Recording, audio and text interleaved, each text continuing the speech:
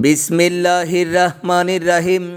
নারাই তাকবীর, আল্লাহু আকবার, নারাই রিসালাত, ইয়া রাসূলুল্লাহ সাল্লাল্লাহু আলাইহি ওয়াসাল্লাম।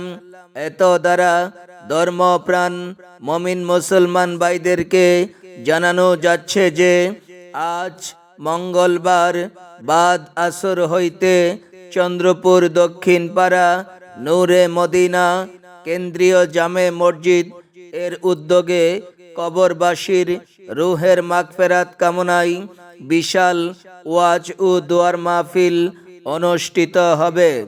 আজ মঙ্গলবার বাদ আসর হইতে চন্দ্রপুর দক্ষিণ পাড়া।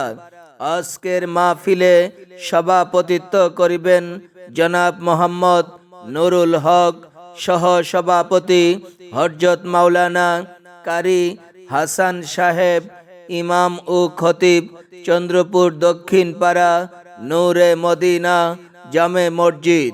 প্রধান বক্তা সারা বাংলার আলোড়ন সৃষ্টিকারী হযরত মাওলানা আব্দুর রহমান রেজবি সুন্নি আল কাদিরি সাহেব, শান্তিপুর আখাউড়া ব্রাহ্মণবাড়িয়া।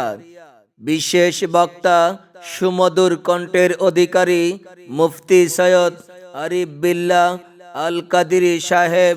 প্রধান অতিথি ব্রাহ্মণবাড়িয়া জেলা বিএনপির যুগ্ম সাধারণ সম্পাদক লায়ন ইঞ্জিনিয়ার নাজমুল খোদা খন্দকার সাহেব।